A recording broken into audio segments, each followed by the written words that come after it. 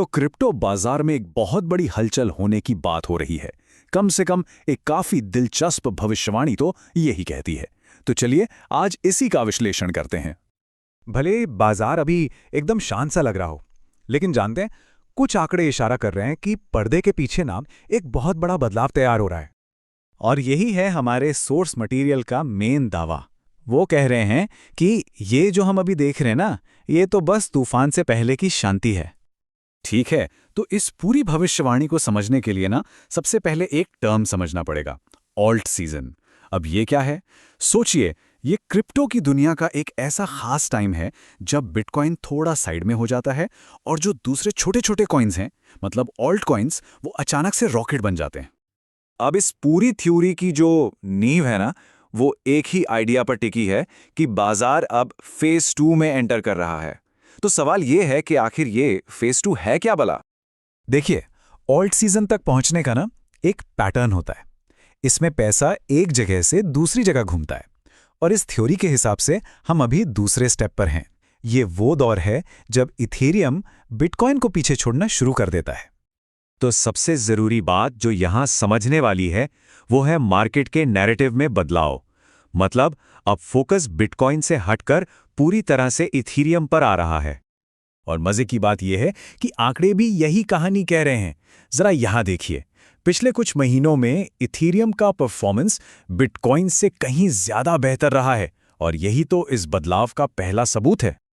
तो ठीक है, इथेरियम आगे निकल रहा है, लेकिन कहानी यही खत्म नहीं होती। असल में ना यहीं से एक बहुत बड़ी लहर शुरू होती है जो पूरे के पूरे मार्केट को अपनी चपेट में ले सकती है। ये थ्योरी इसे एक वाटरफॉल इफेक्ट की तरह समझाती है। होता क्या है कि इथेरियम में जो प्रॉफिट बनता है वो बहकर दूसरे कॉइन्स में जाता है और उनके लिए एक जबरदस्त लिक्विडिटी की लहर पैदा कर देता है। और इस लहर के संकेत, अरे वो तो दिखने भी लगे हैं। मिसाल के तौर पर XRP को ही देख लीजिए। साल भर में 400% से भी ज्यादा का शानदार गेन दिखाया है इसने। और ऐसा नहीं है कि सिर्फ एक कॉइन की कहानी है। SUI जैसे जो नए कॉइन्स हैं वो भी इसी ट्रेंड को पकड़ रहे हैं। इन्होंने भी पिछले साल में जबरदस्त मजबूती दिखाई है। और एचबार के साथ भी बिल्कुल यही कहानी दोहराई जा रही है। और देखिए, जब अलग अलग तरह के प्रोजेक्ट्स में एक जैसा पैटर्न दिखने लगता है ना, तो ये साफ साफ एक बड़े मार्केट ट्रेंड के बनने का सिग्नल होता है। अब यहां पर जो बात सच में सोचने वाली है वो ये दावा है कि ये जो बड़े बड़े नंबर्स हैं ना, ये तो आने वाली असली तेजी का बस एक छोटा सा ट्रेलर है। लेकिन रुकिए, ये कहानी सिर्फ प्राइस की नहीं है। इस तेजी के पीछे कुछ और भी गहरे सिग्नल छुपे हुए हैं। चलिए जरा उन पर भी एक नजर डालते हैं। अगर हम हिस्ट्री देखें तो हमेशा से बिटकॉइन का ही मार्केट पे दबदबा रहा है। सारा ध्यान, सारा पैसा सब बिटकॉइन में ही जाता था। लेकिन अब सीन बदल रहा है।